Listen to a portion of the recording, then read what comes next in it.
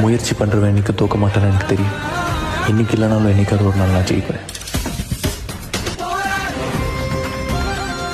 இந்த வாழ்க்கையை ஒரு முறை தான் வாழ முடியும்.